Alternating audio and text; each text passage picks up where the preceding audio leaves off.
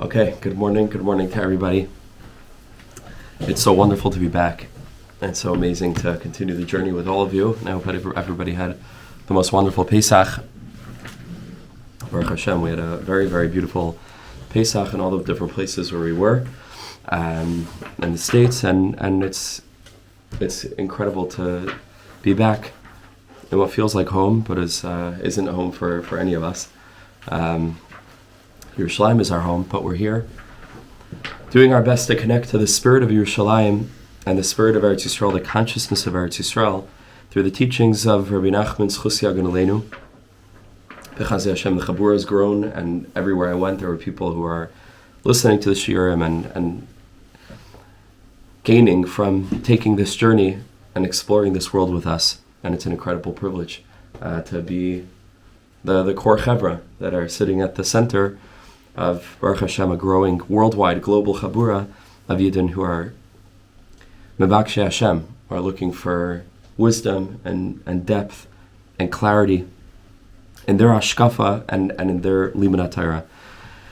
And so with that, we jump back in the Siyata D'Shmaya to Likutei Moharan. Here we're beginning Torah Tesvav, the 15th lesson, which is actually the last lesson of the Rabbah Bar Chana Gemaras, and then we're going to start the next spate of Agadas in that sugya in the Gemara in Baba Basra, which starts Taf Ayin Dalid, and those are called the Mishta'es, the different sayings, and we're going to see over there how Rabbi Nachman interprets all of those. But this is the final of the Rabbah Bar Chana Gemaras, which has gone from the beginning of the sefer until where we currently are on in Torah Tesvav. Okay, so this is Chaf Amud Beis, and the Rebbe begins with the following. Lashon Rabbeinu Zecharna Lavacha. The following is Rabbi Nachman's own words. And we begin with a pasuk in Shemais, Va'atem tiyu li mamleches kohanim v'goy kadosh. Perhaps the most central pasuk in the whole Torah, and there are many pasukim like that, but from the standpoint of our national identity, this pasuk really sums it all up. Va'atem tiyu li, you shall be for me, a mamleches kohanim, and a goy kadosh, a kingdom of priests and a holy people. It sounds like somebody's ringing the door, if you don't mind. Thank you. You shall be a mamleches kohanim v'goy kadosh, right? And of course, these words are spoken before Matan Torah, and they are defining in nature, right? They define the essence of what it is that a Kadosh Baruch Hu intends to do in choosing a goy mikarav goy, redeeming us from Mitzrayim, with the Yetzias Mitzrayim, which all of us just experienced. Chayav kol adam l'eretz atzma ki'ilu hu yatsa. And here we are journeying toward our own Kabbalah Satire of Shavuos, and the pasuk is encapsulative of the vision that HaKadosh Baruch Hu had when he selected this nation, and he gives us the Torah to be a mamleches kohanim, to be a kingdom of priests, which we're going to learn about what that means, both in Tesvav as well as Be'ezras Hashem in the following lesson, Tazayin. And the tzaddik writes, Mitzvah litam tam araganos, a person who wants to taste the taste of the araganos, a taste of the hidden light, which are hainusaidas haTorah sheyiskalu la'asid. Rabbi Nachman takes as it's not even a pshat, and what the araganos is that's referred to by Chazal, right? Vayar sa'ar ki toiv, HaKadosh Baruch Hu saw that the light was good. Rashi brings from Chazal, toiv l'gnazai, it was good to hide, right? And so already you see that there's an inyan of the araganos. What is that araganos? I've given shiurim in the past, right? That araganos shown for 36 hours, right? The 36 hours of the 36 tzaddikim, the 36 hidden tzaddikim, the araganos. Rabbi Nachman takes as a given that these 36 hours of this araganas, this hidden light, are the Saidas HaTorah sheyiskalu la'asid, are a hidden teaching, a strata of the Torah Kedosha that's currently concealed, that will be revealed la'asid, that will be revealed with the coming of Mashiach and post that. So, right, and that is the araganas. That's what will be revealed later on. There are some svarim over there. Am I passing them on? Welcome and thanks for joining us. That hidden light that will be revealed la'asid lavo is the Ar Haganas. Tzarech lahalis midas hayir l'sharsha. And a person who wants to taste a little bit of what that light is, which we've already been learning, and especially in the Stream of Consciousness document, if anybody had the opportunity a few minutes to look that over, especially that last bit where you're able to read through the whole thing in a cumulative flow. So there you're able to see we've been taught, everything we've been talking about is the hidden Torah that's going to be revealed l'Asid. We call it the consciousness of Geula, the consciousness of Mashiach, that's going to be revealed l'Asid Lavo. And the whole Likutei Moharan is various strategies and vessels to allow both for the inculcation of this light from the standpoint of being able to be aware of what it is, and it's so multifaceted, and there are so many different elements and details to it that, like a diamond, which has many, many, many different facets, you can only really begin to onboard this consciousness bit by bit, facet by facet, detail by detail, lesson by lesson, connection by connection, concept by concept. But also on the very practical vessel-oriented level. What do I need to do in my life? What are the practical takeaways? So over here, Rabbi Nachman gives us another one. Sarech lahalois midas hayir l'sharsha. A person needs to elevate the midah of yira to its source. Midas hayir l'sharsha. So what does this mean? Says Rabbi Nachman in Ois Beis. Do you see where we are on page? Yeah, you have it? Okay. Says the Heilige Rebbe Schus Yagan Aleinu v'mamal linas hayira b'bechinas mishpat. How does a person elevate the yira? Says the Rebbe, there's only one way. And that's through the experience of mishpat. Mishpat means justice or judgment in this case. Like a shofet, right, as a judge. And a person can elevate the midah of yira to its shorish, to its supernal root, through the experience of judgment. Kamaisha Kasa, as the pasuk says in Mishlei, Melech b'mishpat yamid eretz. The king, Yamid Eretz, establishes the earth and establishes his rule, his sovereignty with mishpat, with justice, with judgment. Otherwise there is anarchy. And the king rules his sovereign lands through mishpat. But Rabbi Nachman is implying on a deeper level, says the Rebbe, the Eretz b'chinas yira. Eretz in this pasuk is a code word for yira, for fear or for awe. Kamashikasa, as the pasuk says in Tehillim, Eretz yara and vishakata. The earth trembled vishakata, and it was still. And we know Kabbalistically that Eretz is always a reference to the Sphira of Malchus, right? To that final step, to that experience that all of us are having of a world that froze, so to speak, like on the second days of creation when Kadosh Baruch Hu said Yehi Rakia, and Rashi tells us, right, that the Rakia was very watery, it wasn't stable, and the whole earth congealed vis-a-vis HaKadosh Baruch Hu's words, HaKadosh Baruch Hu's command. Hutziva vayamoid, HaKadosh Baruch Hu spoke, he commanded, and they froze. And that's what's referred to, I saw in a sefer, even though it's not Pashup Shah, but when a person blesses somebody else, or we speak about the value of Yiras Shamayim, doesn't just mean awe of heaven, although it means that certainly on a certain level, but actually it's a reference to the second day of creation, Yiras Shamayim, meaning that we should also have the same rigidity, right? Not in a negative way, but we should also Utsiva v'yamait, right? To sort of stand at the ready. The yira, not of Shamayim, which is just a general, metaphor for God and for heaven, but yira Shamayim, that we should have the same degree of yira that the Shamayim had, right? That's all rooted in the second day of creation. Eretz yara v'shakata. So the Eretz is this whole experience of the world that is how it is because HaKadosh Baruch Hu spoke and HaKadosh Baruch Hu commanded. This is the Yira of the Eretz. Eretz Yara Vishakata. And that's the sphere of Malchus, which is our experience of reality, where everything is very limited, everything is very defined. HaKadosh Baruch Hu created the world with the shame of Shakai. Shakai means two things in Chazal which are really the same thing in its depth. Misha Amar La'olamai Die.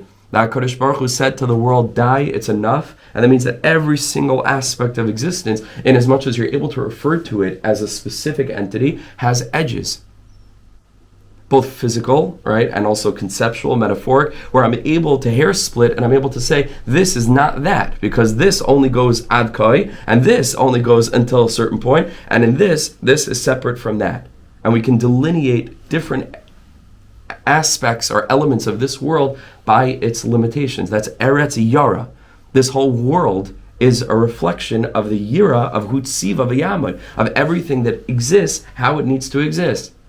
And what is everything's edges created out of? Is the other interpretation of the Shem Shakai, which is Ki yesh dai be'elikus elikula beria. There's enough godliness to go around, right? Everything is made out of godliness. But Misha Amar Lo Elamai Dai, HaKadosh Baruch Hu created the whole entire cosmos out of himself, Kiviyachol, and layer after layer after layer of his extension, of emanation, of his energy coming down and congealing and limiting and taking a certain form, whether it's in the spheros, whether it's in the olamos, right? Every single realm freezes, so to speak, out of Yesh Dai Be'elikusa Lekula Beria, but Misha Amar Lo Elamai Dai. And that's the whole entire world is in that way. Eretz Yara V'Shakata. So Eretz is Malchus. And there, as we're going to see, is an experience of Yira in this world. There's a concept of Yira, and we're going to try to penetrate very deeply. Like, what is that? What is the experience of Yira? What is it when a person feels fear? When a person feels anxiety? When a person feels threatened? What is that? We're going to see. But there's Yira in this world.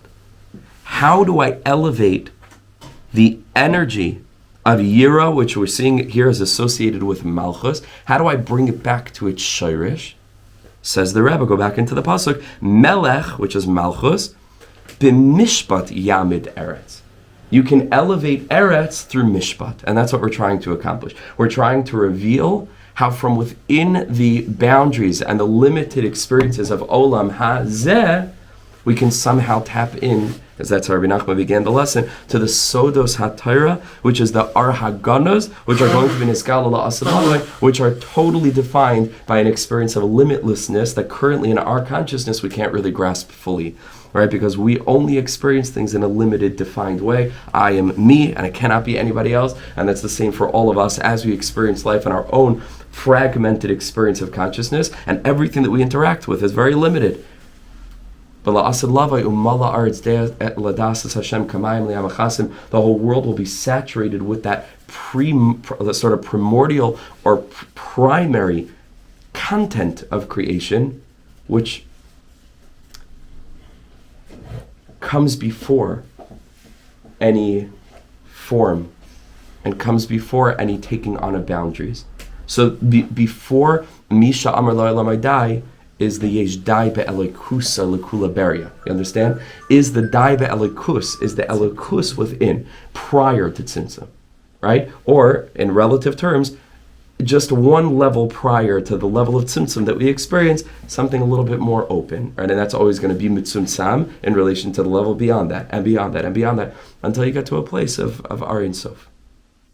Okay, and that's what we're trying to experience over here. So Misha, again, let's just go back to the beginning. Misha roitzalit and tam araganos, hainu soidus haTorah sheis galula asid. Person who wants to taste that hidden light, which are the secrets of the Torah that will be revealed la'asid lavo.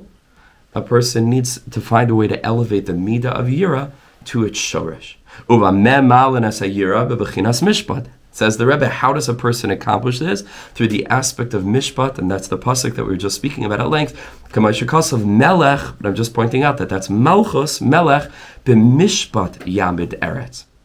It's with mishpat, that yamid eretz, that we can elevate our experience of this world in its Gesundheitsstark.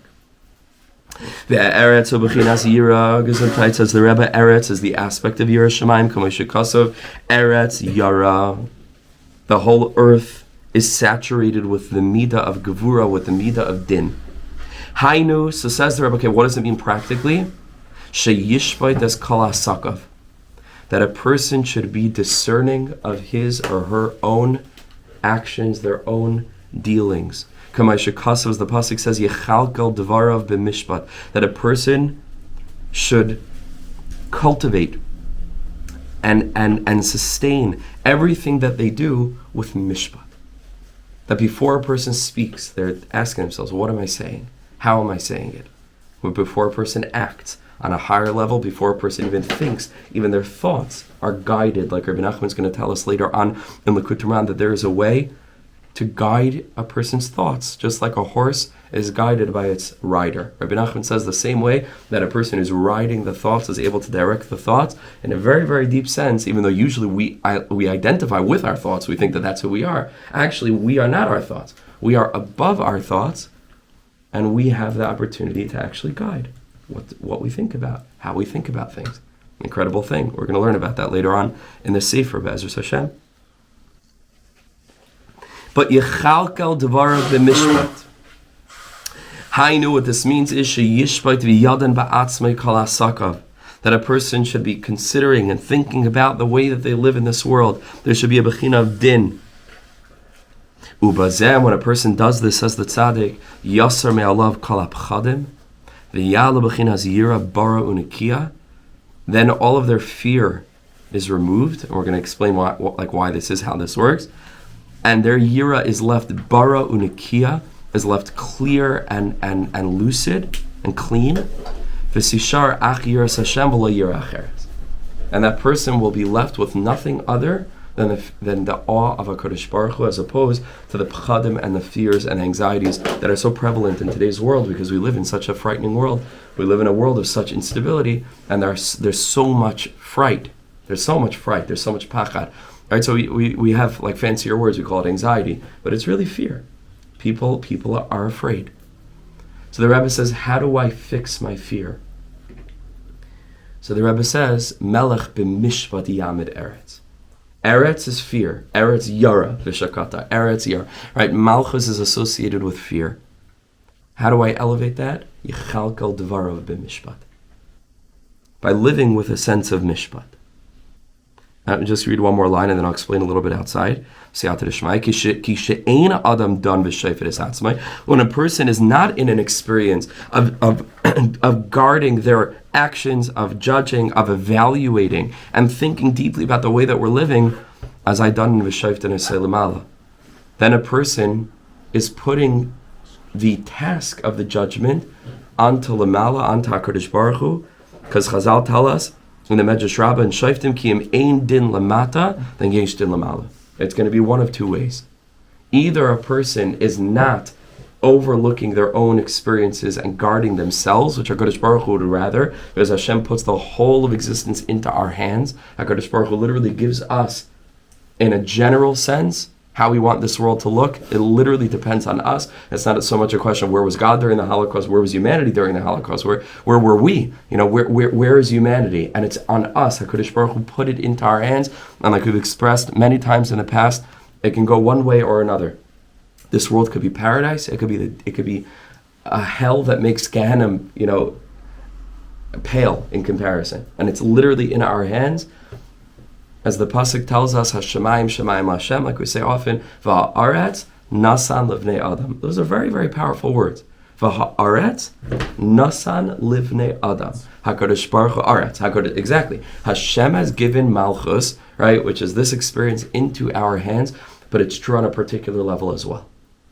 If we are done esatzmeinu, if we are living with cheshbon hanefesh, if we are living with a growth-oriented mindset, if we take life seriously in the context of the big joke that life is, ultimately it's all a game, right? And that's the secret of Emunah, is knowing how to balance the two, right? The fact that Adarabba, a person who takes this world so seriously from the standpoint of Yiddishkeit, knows that the whole thing is one b'dicha gedola, because it's all Einod Bilvada, it was all godliness all the time, it was all, etc. So there's always going to be an interplay between the seriousness of life and the joking, fundamental, essential nature of what life actually is. But when a person takes their life seriously, so then they don't need the din milamala. What's that? Yeah. Bidiyuk, right? When a person lives with that experience of the rachis, so then they don't need the din that's usually there to remind a person, guide a person, atone for a person. Like it goes like we give over the anhaga over to Shemayim, and therefore a person lives in fear. And again, I'll explain a little bit more in a deeper way in a second, but that's what it means. Im ein din lamata, yesh din lamala. And when that happens, and when a person isn't doing the work to be shayfet themselves, and they're giving it over subliminally to that higher seder of mishpat, then the din is going to come down and it's going to manifest in all different things. And the whole life is going to be fearsome to a person. overwhelming to a person. A person's not going to have the tools to be able to handle it. Everything is going to be fearful. Chazal say, "Limishpatecha amdu." It's Gemara in Nedarim. Azai hakol avadecha. Lasas din b'zeha adam. When limishpatecha amdu, because it's a pasuk, limishpatecha amdu hakol avadecha. But the Gemara darshans, when a person stands up to be judged, then hakol avadecha. Then there's nothing in this world that won't become chas v'shalom a shliach to bring this person to boundaries, to bring this person to run up against the realization that it's going to happen one way or another. Either I'm going to restrain myself from acting in certain ways or thinking in certain ways or speaking in certain ways, or I'm going to be restricted. I'm behechrich going to run up against the obstacles, because that's how HaKadosh Baruch Hu created this world. Sheyesh dai be'alikusa, the kalberia is the essence, right? Is the root, so to speak, of gevura. But ultimately, as it comes down, Misha Amar La'olam, I die. This world is a world of boundaries.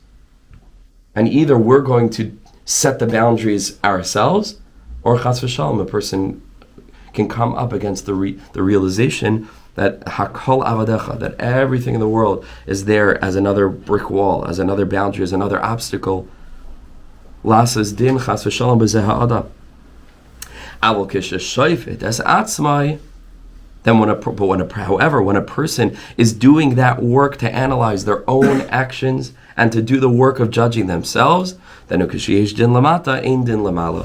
we take it into our own hands. A person sets aside time every day, whether it's during his spodidus or in his sponinus, it might be a slightly different avoda, right? Or cheshbon nefesh in some sense, in a holy, beautiful way, right? To give ourselves chizuk and encouragement, but to take life seriously from our standpoint and to look at especially how we use our time, especially now in the Derech Eretz Kadmon L'Torah and working on these 49 days now leading up to Shavuos, is a time really to think about how we use our time. And the whole entire inyan of Sphira, just because that's, we're in the experience now of Sphira, and in that journey is all about vessels. It's all about working on this, not even a midah, but it's a fragment of a midah, right? And Tiferes, Shevet Tiferes, working on every single day and what that vessel is, which is all about creating boundaries, creating the proper mediation as a structure, as a system, to allow the light to filter down in a healthy and holy way. When a person does that, ukashiyesh din lamata, then ein din lamala. He flips the Maimer Chazal. When there is din lamata, then there's no din lamala. Ve'ein hayirim mislabish b'shum davar la'eres ha'adam. The person needn't to be awakened by anything. Ki hu ba'atzman is ayr. He's already in a state of awakening. And they don't need to be chas v'shalom, shaken up, like we say, a wake-up call. They don't need a wake-up call because they're awoken. They're up already. Right? It's just like if somebody alarm on their phone goes off and the person's already awake. Right? Wink, wink. He's already awake. He doesn't need the alarm clock. He's up. And so it's not relevant. I'm just going to go into that mashal a little bit deeper. You'll forgive me just because Hashem put a mashal in Baruch Hashem. So it's obviously, we should use it. If you think about it, usually an alarm clock goes off and it comes with all this. There's a whole masechta of alarm clocks, what we feel about it, and we hit snooze, and then we struggle with it, we grapple with it, and there's always like that feeling of hearing the alarm go off later in the day, and it's like, that sound has so much baggage with it.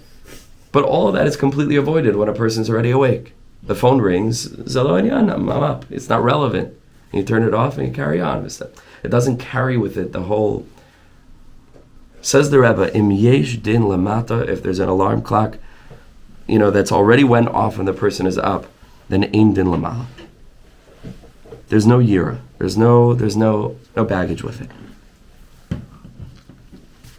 So what does this mean? And this is going to become very important in this particular lesson because it's very fast paced and it's not super long. It's a little bit briefer or more brief. And it's important for us to take a step back and to think very broadly, to think conceptually in a very, very big way. What does it mean that a person feels yira, that a person feels fear? Where is fear rooted in a person's consciousness?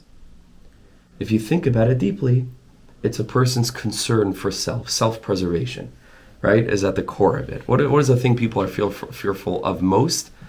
interestingly enough, I think statistics show that people are more afraid of public speaking than of death. I think that's statistically true. It's like, in a certain sense, people would rather die than get up and speak in public.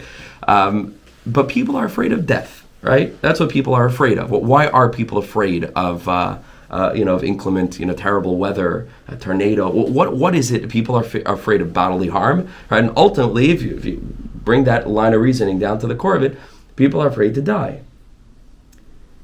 There's a tremendous manifestation of self in fear, maybe more visceral than anything else. Fear is a remarkable manifestation of a person's own realization and recognition of self. It's fear. Now, if you take that to the core, just think about it deeply. Who cares? Why is it that a person is afraid of dying? And if a person thinks about that deeply, there could be any number of reasons. It could really be, if you think about it, fear of the unknown. A person doesn't know what's next. A person's safe, a person's secure. We, at a certain young age, 2 years old, 3 years old, we become acclimated already to this world where we've discovered our ears and our nose and our tongue, and it's reliable. Like we know if we put our hands here, we feel an ear. So we know the tongue is in our mouth. There are certain things. There's a reality that is sustainable. It's reliable. Which if you don't mind just shutting the door, the whole financial markets rely on stability. That's why a good way to know whether, and we live today in such instability, but a good way to know whether a product is useful is whether or not it is reliable. Because finances and the financial markets will not react to a product all the while that it has improved its sustainability, because there's nothing more important for the financial markets than stability. Because it's very deep. It's a reflection of this worldliness. This world requires dependability, reliability, consistency. And that's why we appreciate this world, because it's very consistent, it's reliable. And there's a certain fear of the unknown. We don't know what that realm is. It's a terrifying fear. But a person wants to live. A person wants to live. Memela, a person wants to live, a person's afraid to die. A person's afraid to die, so then you open up that doorway, and it leads to a multifaceted experience of fear, where it isn't just a person's afraid to actually die, but a person's afraid for their ego to get hurt. A person's afraid to, like I said, public speaking means you put yourself out there, and it could be that not everybody will appreciate everything that you say or how you say it and so on. There's a fear. Says the Rebbe, if a person wants to elevate that yira, which is a very negative yira,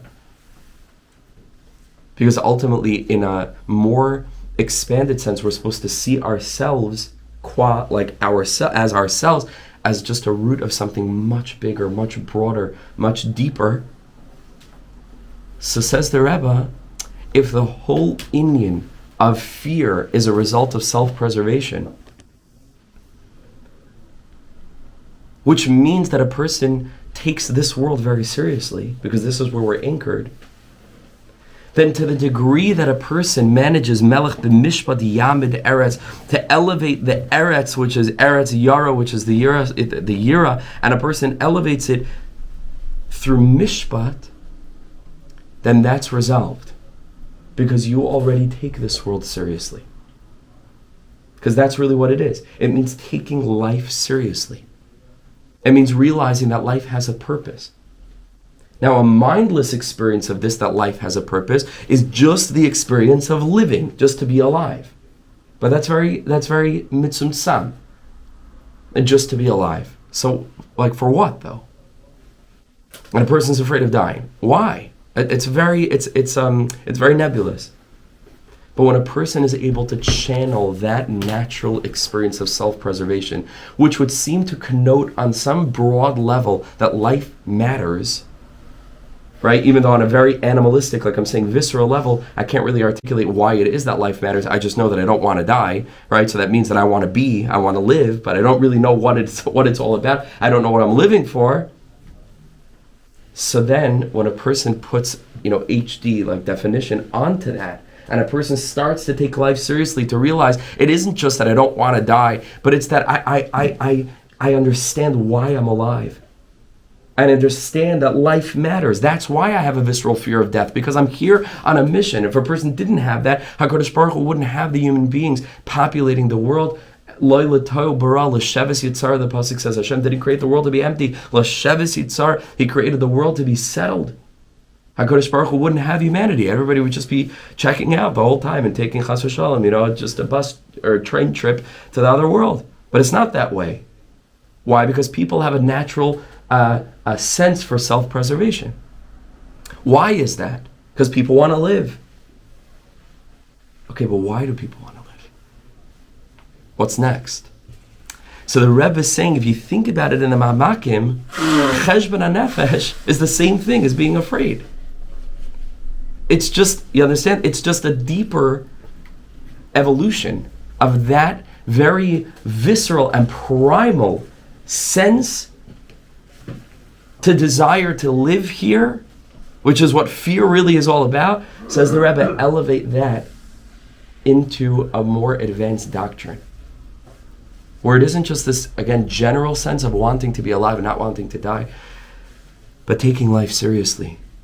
Recognizing I have a journey, there's an objective, there's a goal, there's an ideal self that I have in mind. How do I want to stand before HaKadosh Baruch Hu? We're coming up now, okay, in another couple of months, we already start hearing, people are talking, Uman Rosh Hashanah, we'll discuss it with the Chevra, I have some ideas about that, and different things, and we're coming up to Rosh Hashanah. How does a person want to come into the Yom Nairam? We have another couple of months now. I'd have to wait till El. Like, how can I work on myself? How do I want to look on Shavuos night? Another thing, as Hashem we'll talk about. I have an idea also for Shavuos night.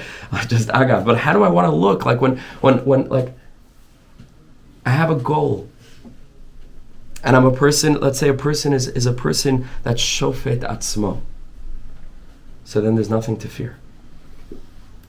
Because then, if you think about it, it goes back to the beginning. If the essence of my fear of death and the desire for self-preservation is fear of the unknown, it's really not fear of the unknown.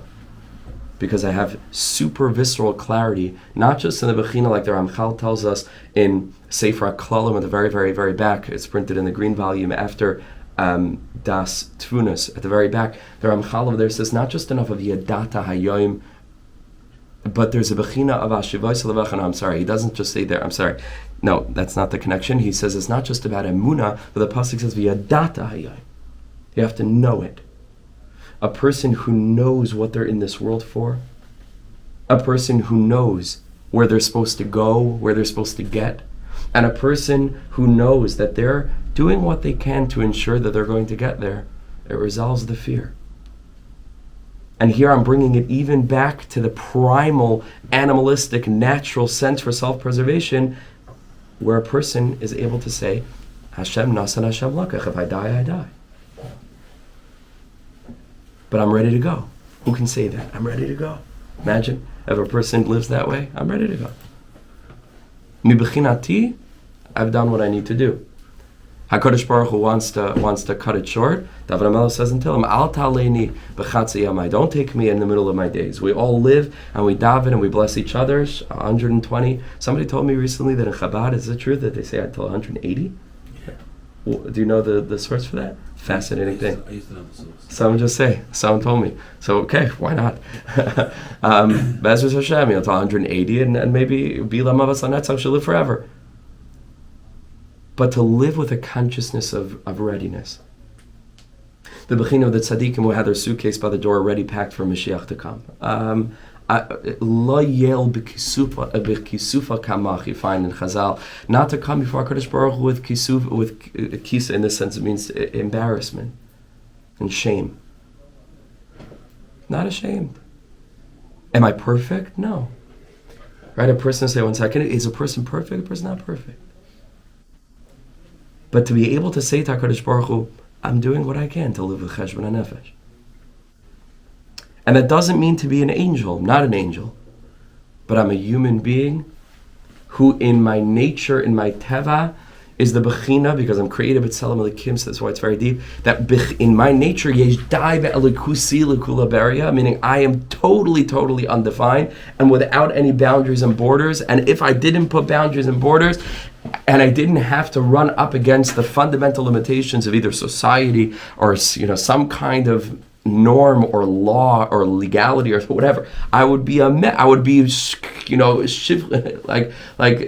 kamayim libech, but in a negative sense, my heart would just be all over I would be poured out, barash kol chutzais, like the pasuk in Eichas, all over the place, all over the streets. Because you understand that, because we're created b'tzelem Elokim, so we have a fundamental tendency toward infinity. But it can manifest in a very negative way. That's the bechina of Esav, who's the ish sa'ir, who's the person who's ish tzayid, he's out in the field and he can't get enough, and he's murdering and he's eating and the bechina of the ben sayrumayr, zayil of a sayv, just completely without any limitation. That's my natural tendency, because I'm a human being. Rebbeinu Shalom, I'm created in your tzelem. And it's not shameful that that's my nature. That is my nature. Zeh. I'm a human. Shouldn't be ashamed that I'm not an angel. This is how He created me. But I can tell you, Rebbeinu Shalom, right? Again, I'm not saying but that a person should get to that level, and all of us will, Be'ez Hashem, get to that level one day, where a person is able to say to HaKadosh Baruch Hu, I can tell you that I'm doing what I can to build those boundaries. I'm doing what I can to align myself with the boundaries that are God-given. The mitzvah sasei d'oraisa, the mitzvah d'Rabbanan, halacha is that. It's a system of boundaries. And therein lies the opportunity of proliferation, of blossoming like a garden. So beautiful. If you're away for a little bit, maybe some of the Chaver also experienced this. We were away for a good couple of weeks. Nature exploded over these weeks. I just went out of my house this morning. It was a completely different experience. The trees, like even the little things, if you're not even focused on it, but just generally, it's everything. The world is alive. And the world is a garden that can only be cultivated within a very particular space. So there are boundaries, and this is Chazal who put boundaries. This is called din, dinim, right? Is din, is a bechina of judgment. And then Revolba says, but din is very beautiful. But what is lifnim mishuras hadin? Right? What are you cultivating? And his terminology doesn't just mean beyond the letter of the law. He says, what are you cultivating beyond the fence? So now there's a fence. But don't you understand there's supposed to be a garden lifnim mishuras hadin? There's a garden lifnim the shuras hadin. So are we cultivating the garden within? So sure, there's halacha, but that's the vessel. But what are we cultivating in it? So I'm just trying to explain. It's so deep, but just a little bit we could taste on a deeper level the correlation between how self-analysis in cheshbon hanefesh is able to rectify this visceral sense of fear. And I explained it in a sort of a psycho-spiritual way, where a person is able to rectify that fear of death by knowing what it means to be alive. And if we are living aligned, then says Rabbi Nachman, that's going to naturally dissolve anything else. I'm afraid about my egos. I don't have one. I'm not living on that level. If a person is operating on that level, so what are we afraid of? And that goes back, of course, like all the teachings do, to Torah Vav. Right, where a person hears themselves being embarrassed, and it's not the end of the world. They're not afraid of it, because there's nothing to fear. Because a person lives with clarity. Manitzot Elokio, sent to this world. What am I here for? What am I going to do? And I'm doing it. Am I perfect? No, but I'm doing the best that I can at this moment in time. And in that sense, what am I afraid of? So I'll die. Right? I hate to say it so straight, but that's what it is. Yeah, you wanted to say something? Yeah, okay.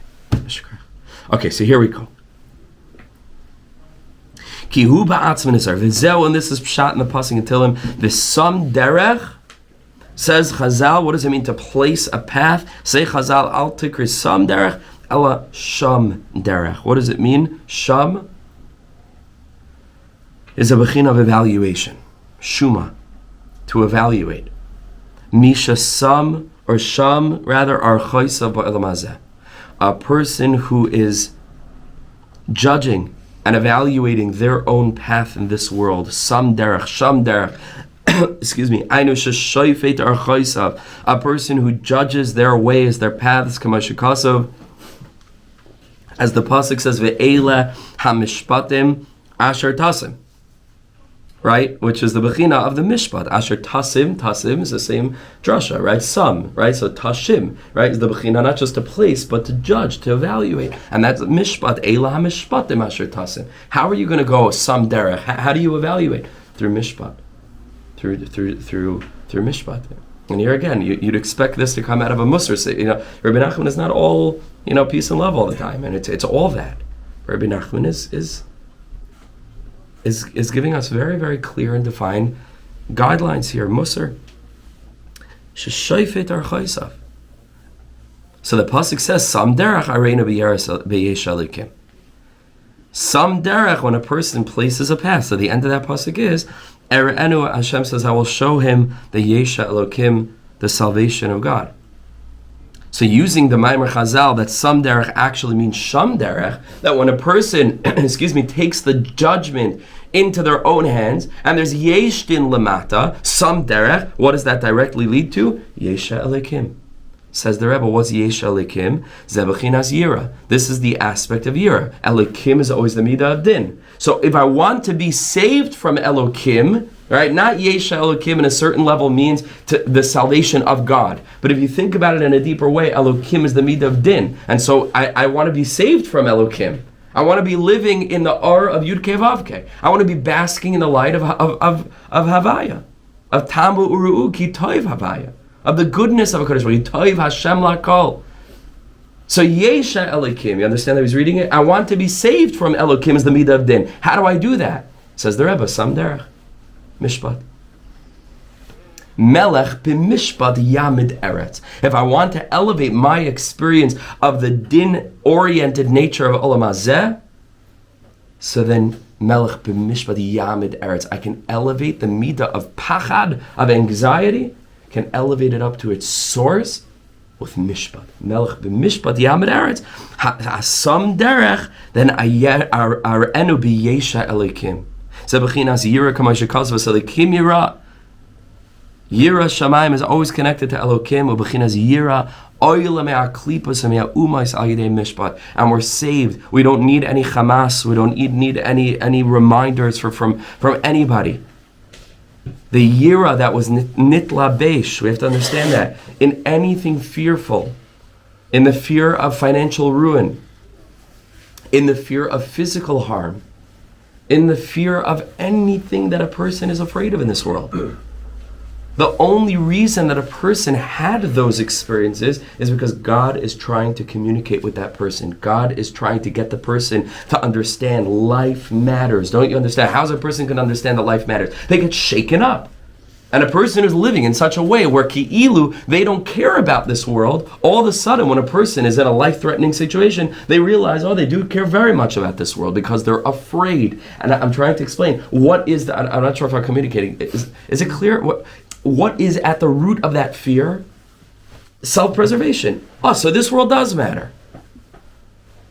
So this is what HaKadosh Baruch Hu intends to awaken within us when a person is afraid, like we learned in Torah Hey, I believe it was.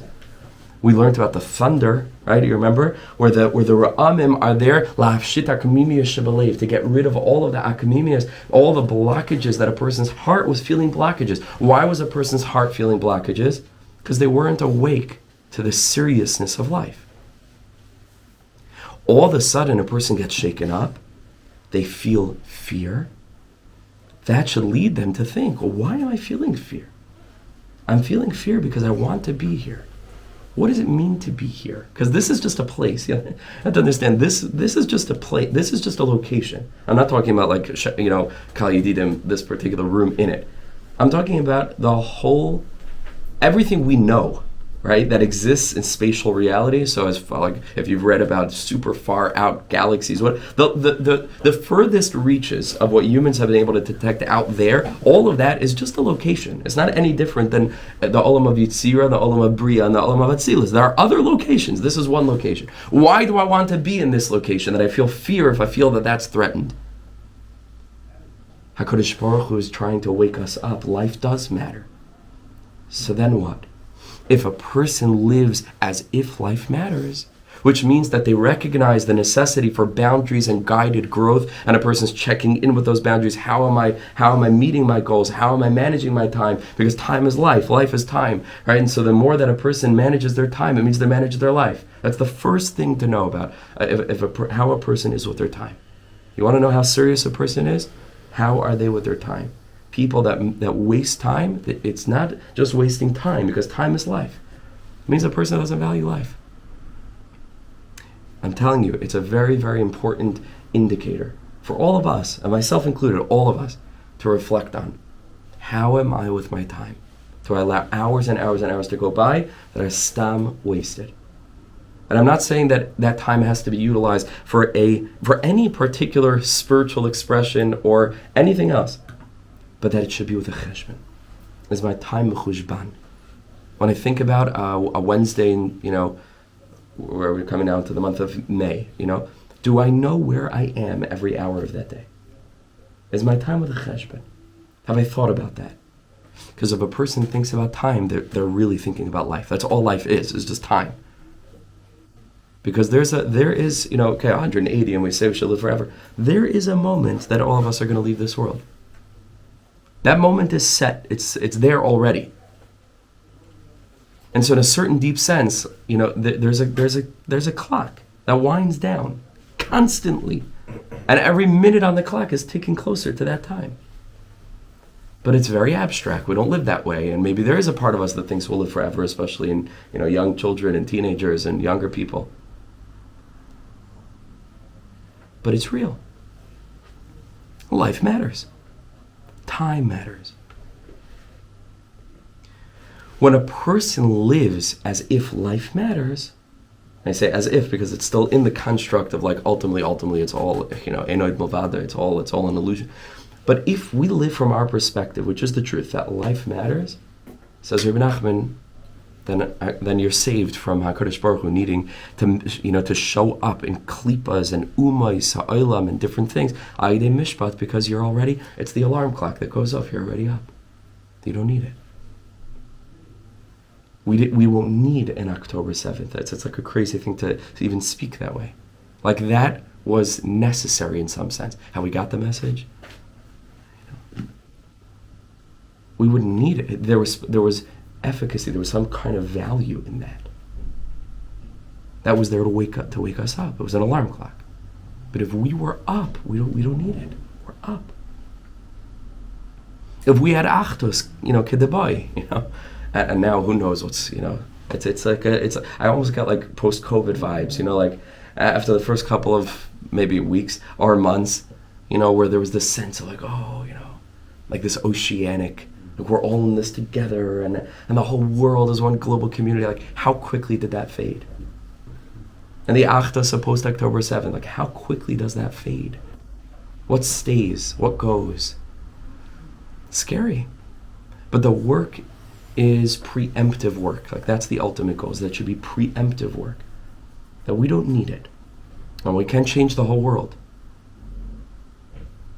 We can begin, with our own little tiny capsule of light, and life and elokus that's implanted v'chaye olam nata b'seicheinu. Like I have planted in me a measure of life. What am I doing with it? Is it the bechina of dai be'elukusa lekul beria, which is just like infinite godliness, where it's undefined and it's just not channeled properly? Or is a person living with some derech? Because the Rebbe says if a person's living with some derech, then ar ena b'yesha elikim, then you're saved from midas hadin. You see, I was reading the pasuk because some derech means sham derech. If a person's evaluating their ways, then says the Rebbe, let's read it again inside. Hanabechinas yira oile mea klipos mea umais al yedei mishpat. Ki mitchila his eslavish beklipa. Because otherwise, the midah of din, like we learned from Chazal, im ein din lamata, then yesh din lamala, it manifests in all the klipas. And this is why a person, and he keeps on using this word if you notice, as atzmai, he said it earlier also. Yeah. Because it's all about the sense of self. That's what fear is. You understand? That's how we explained it. It's all about when a person is mefacheres atzmai, he feels, oh, I exist, and I want to continue existing as a particular spark of divinity. I want my life with my name and my past and who I am. I want that to continue. That's what fear is. When a person's mefached me'ez a davar, nisar from some kind of politician and veganavim or robbers or sharp chadim, a person's afraid of anything. The only reason that a person has that experience is because a person's not living in alignment. And therefore, a person is afraid of everything in the world, and a person's afraid to die because a person's afraid. Because the midah of yira, because of ein din lamata, then yesh din lamala. Ki im loy hayin eslabish a yira b'zeh hadavar. If a person wouldn't be feeling the yira, or I'm sorry, if the yira wouldn't be over there, then loy hayikach b'zeh hadavar lahafcheres ha'adam. That thing would not have an energy of fearful nature. It wouldn't be fearsome. There would be no yira in it. Why is there yira in it? Because ein din lamata, yesh din lamala, and like the pasuk says, limishpatecha amdu, then hakal avadecha. Right? Everything becomes a shliach from HaKadosh Baruch Hu to wake us up.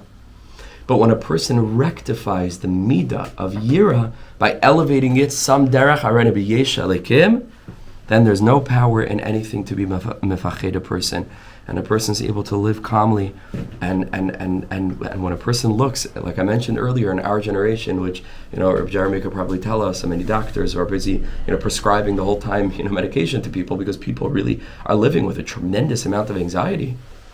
The Rebbe is bringing it back to this, and that's why again sometimes people say, well, our teaching, Rabbi Nachman's teachings are not so practical.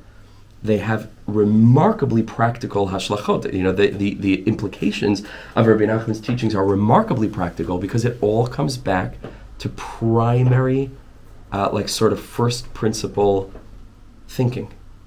How a person considers themselves, how a person considers the world, what a person's perspectives are and worldviews are. That's where everything begins. Rabbi Nachman says if we understand deeply what fear is, if we understand deeply what it means to be alive and what it means to die, right? And we're really able to talk about these things openly as a society, and we can start to talk about what it means to live a meaningful life, and a person's working on that, then Rabbi Nachman says the anxiety is going to melt away.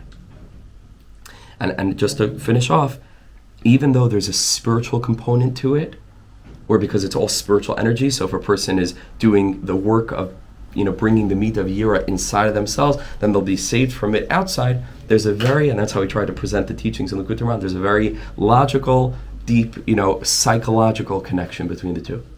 When a person lives in this way, they're fixed, they're healed. HaKadosh Baruch Hu should help that we should take this time now, building vessels, the days of Sphira, to think very deeply about Mishpat, to think about time, and to do our best. Now we're coming into a new Zman, as it were. We're coming into a new period of our learning together, whether it's the every mornings, the Sunday mornings, the Thursday nights, Be'ez Hashem, we're going to have a Shavuos program, and we'll talk about Lag BaOmer, but do I want to be invested? Do I want to be a person that I want to be a part of? I want to grow. I want to use my time properly. Ashreinu Matev Chakenu, will be saved from all pchadim, and no Jew should ever have to be afraid of anything in the world ever again. It's great to be back. Thank you to everybody who joined on the Zoom. Have an amazing, wonderful day. שכל כך אוהב אותי האב שלי מלך חי וקיים על כל נשימה שאני